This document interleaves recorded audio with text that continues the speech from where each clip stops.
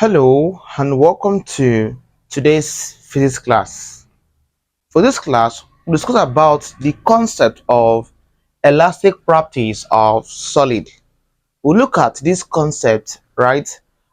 This concept will actually lead us to the concept of we're looking at the concept of elasticity, um, stress, strain, Young's modulus, and etc. Right? So when it comes to the elastic properties of solid, there are several key terms there, which I just mentioned, ranging from the concept of elasticity, Hooke's law, stress, strain, Young's modulus, and etc. All right, when it comes to elastic properties of solid, we said the first key term there is called elasticity.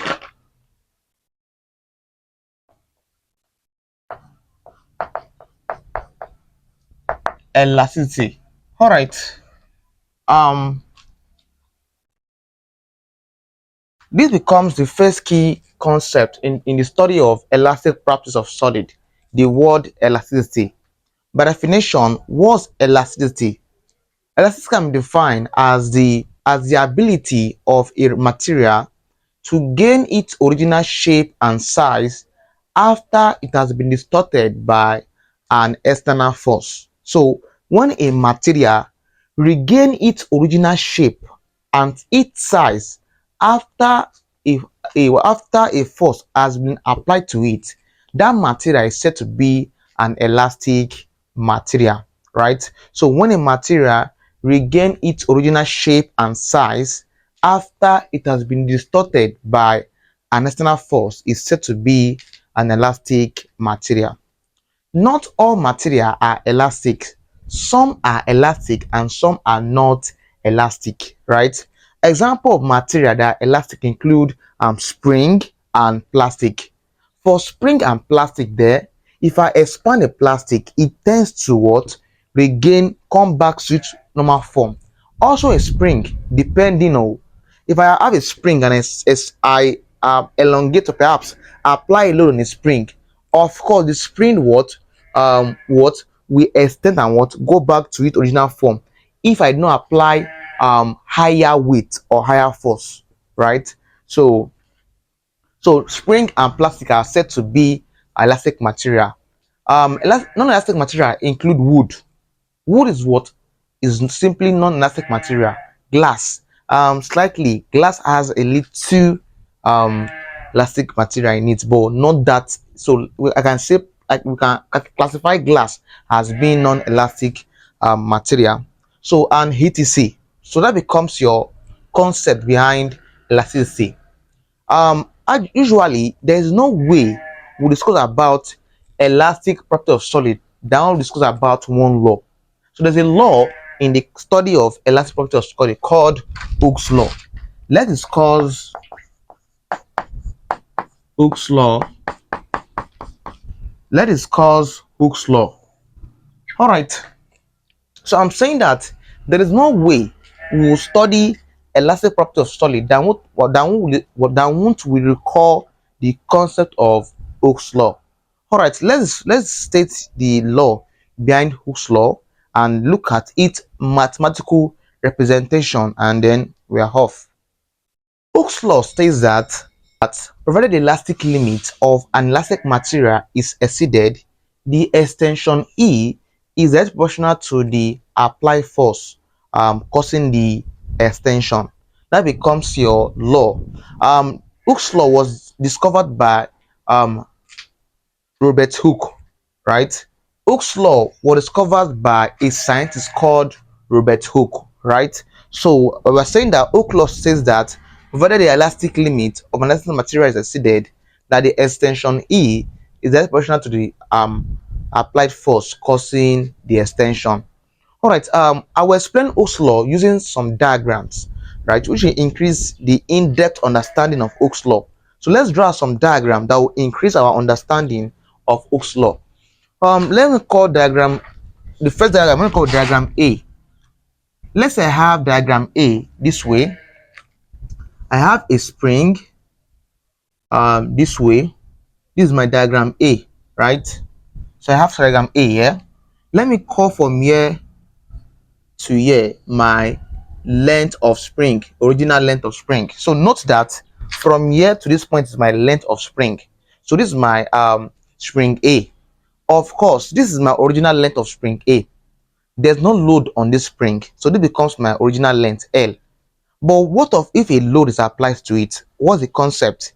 There will be what? An extension. So what of if a load or force or weight is applied to the spring?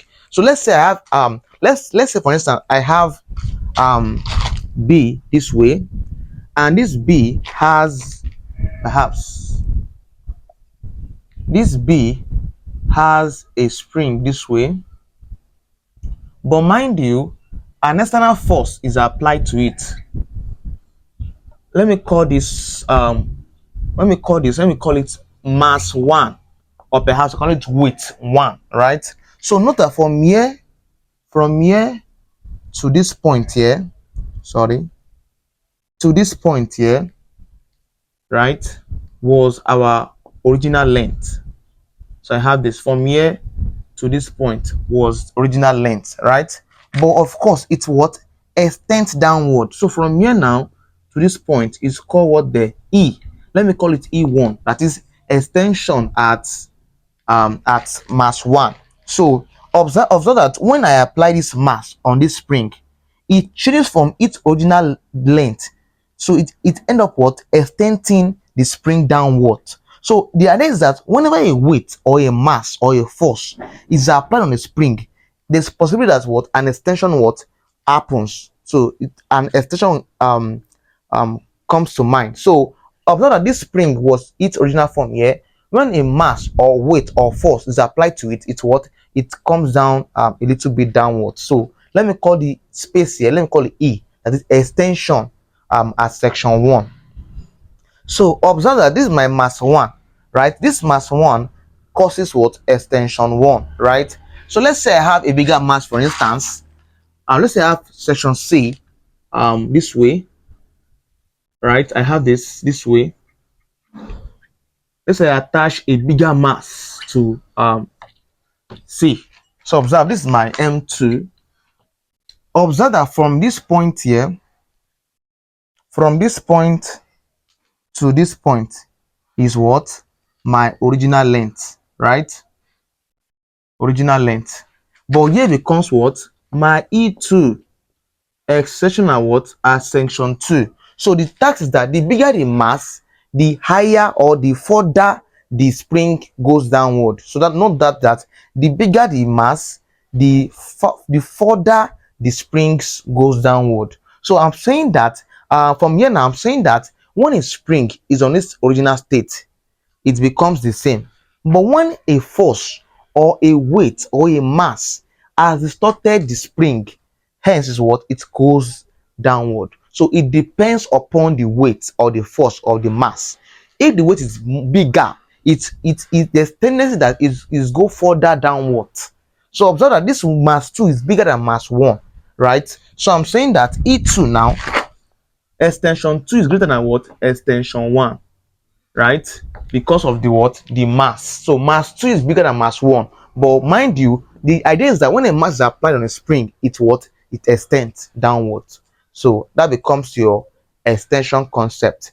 So when I define the word elasticity, I said when a body can easily regain its original shape and size after it has been distorted by external force. What the word distorted means? The word distorted means that when a body or a material has changed its physical dimension. So when something has changed its original shape and size, it's said to be what? The distort. That material is said to be what? Distorted, has been distorted. So that material has been distorted. So when this spring is in this form and applied a mass 1, a weight or perhaps mass or a force at this point here, observe that this spring has been distorted by what? By this mass or perhaps this weight or this force. So that becomes your idea behind Oakes law. Now mathematically, from Oakes law now, mathematically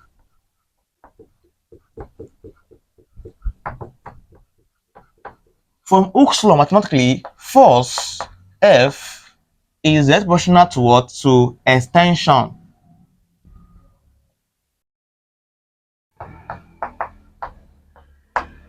So from Hooke's law, force is directly proportional to what? Extension. That is force. Let's call force F. Let's call extension E. It becomes your mathematical expression of Hooke's law, right? Um, by the way, go back to your definition for Hooke's law.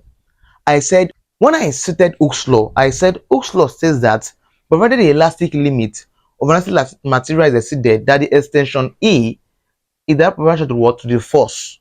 From a definition for Hooke's law, observe that extension comes before force. I said the extension E is that proportional to what? To force. So I'm saying that from my definition, extension is that proportional to what? To force, right? So if I'm to consider the definition of Hooke's law critically, extension come before force.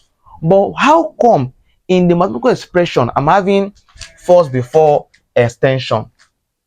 Here's the answer to that question. The answer is that there can never be an extension without force.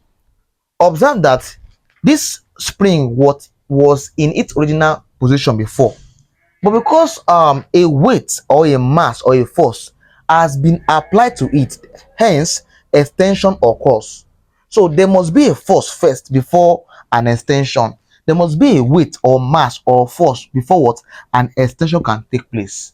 Hence, force should come before extension. Why this is what is wrong, right? But perhaps it can still work with this. So, but perhaps it becomes your mathematical expression for Hooke's law.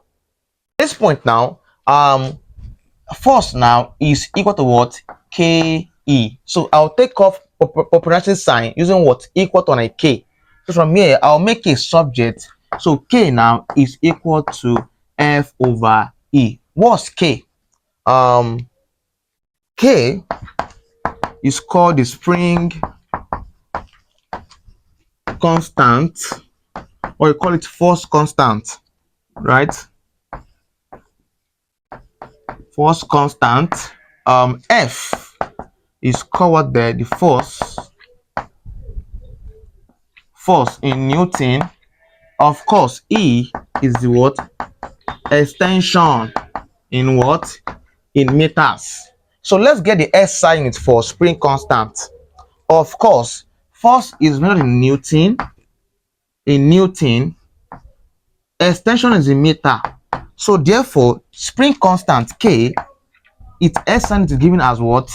Newton per meter. So note that the SI unit for spring constant K is what? Newton per meter. So I have this mathematical expression in front of you. So note that when it comes to Hooke's law, its formula becomes K equal to what? F over E. That is spring constant. So I have this expression here. All right, at this point here, let's use this mathematical expressions and ideas here to solve some past questions based on Hooke's law, and let's see what we get.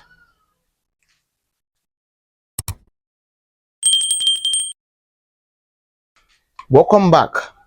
Example what says a force of 0.8 Newton stretched an elastic spring by 2 centimeter. Find the elastic constant of the spring. So solution for that question there, my very first task is to list out givens. What are we given from the question there?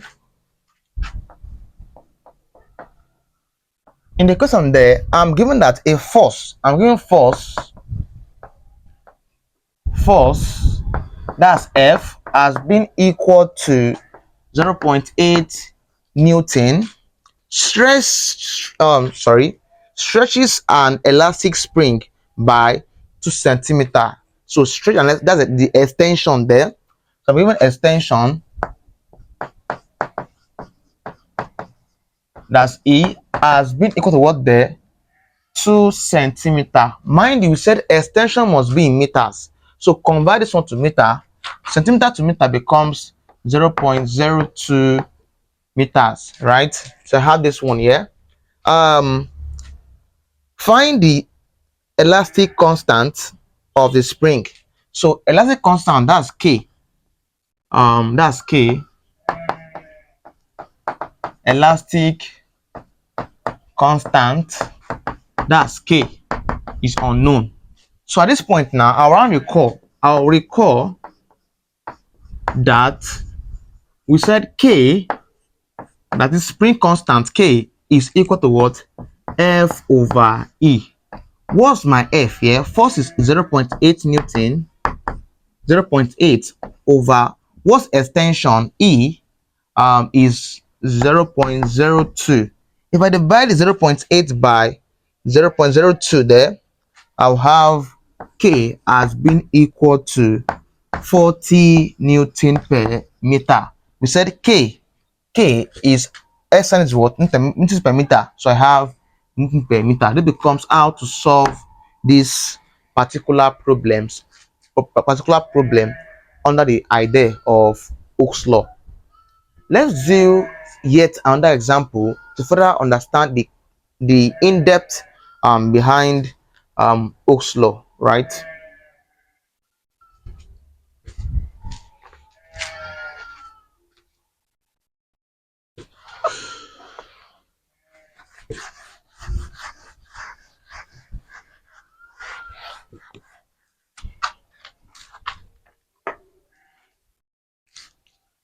Example says a force of 2 Newton stretches an elastic material by 30 millimeter. What additional force will stretch the material by 35 millimeter? Assume that the elastic limit is not exceeded. This is first solution that we given there. A force of 2 Newton, that's my force. Let me call it F1 as what? 2 Newton stretched an elastic material by 30 millimeter. That's the extension E1 extension 1 as what? 30 millimeter, right?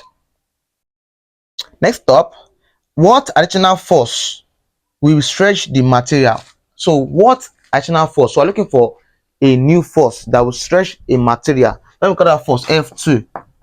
F2 unknown. So next up, by, so what additional force will stretch the material by 33 millimeter? So that's E2, 33, sorry, 35, let's say 35 millimeter. Assume the elastic limit is not exceeded, right? So I have this here. So first is first, I'm looking to find F2. F2 from the word I had there was that what additional force will be applied to stretch the material, right? So let's say I have, for instance, so let's say I have F1 as 5 Newton and F2 as what there, as 10 Newton. So the difference between these two forces becomes what? The 5 Newton. So 5 Newton is simply the additional, this F1, the additional force due to these two is what? 5 Newton. For this is the initial force. When I added 5 to it, it becomes 10, right? So I'm going to calculate the I'm going to calculate the additional force to stretch a material of what that has this extension. So that is that I'll subtract F1 from what? F2 to get that additional force. So I need to get F1 and F2. So for F1 is given, I need to get F2. But before I get F2, I need to know the value for K. K is called the spring constant or force constant. So how do I get K? Of course, for my F1 E1, they are complete. So I'll say at this point, I'll say recall that we said K is equal to what? F over E. We say I want to get K now, but F1 is complete, E1 is complete there, but I can't use this one because I'm looking for F2. So I'll use subscript 1. So I have this. What's F1? That's 2 Newton all over, what's E1? Of course, E1 is 30 millimeter. I'll convert this man to meters. That will give 0.03 meters. meters. Similarly, I'll convert 35 to meters, 0.35 meters. So I have this, right? So I have this. What's E1 now? E1 is 0.03.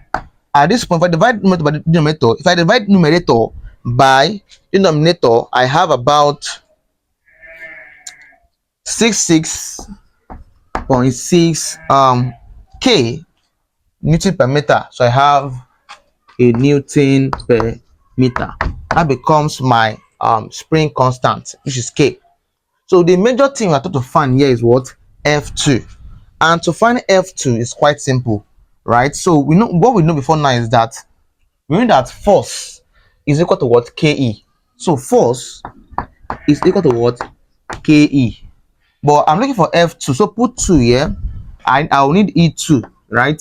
So I'll put them in terms of 2. So I'm looking for F2 now. So F2 will be equal to what? K. What's K? 66.6, because K is a constant value. That's 66.6 times what's E? Essential section 2. That's 0.35 meters. If I multiply the 2, F2 will be equal in value to 2.33. That's 2.33 Newton has been my F2 value, right? So by the way, I've gotten F1 and F2. We are told to find the what? The additional force. So find the additional force, not F2. So how do I get additional force? We said to get additional force, you subtract F2 from what? F1, right? F2 minus F1 will give this 5 here. So to get additional force now, so therefore, at this point now, so therefore, the additional force will be equal to F2 minus what there? F1, right? What's F2 there? That's 3, sorry, that's 2.33 minus what's F1 there? That's 2. If I subtract this, my additional force will be equal in value to 0.33 Newton. That becomes my answer to that particular problem. So I have this as my answer. So this becomes your concept behind idea of Hooke's law, right? So let's in the next class we'll look at the concept of stress, strain, and Young's modulus. So if you found this class helpful, do it to like, hit the subscription button, share to your friends and classmates so they can learn too. To see you in our next class.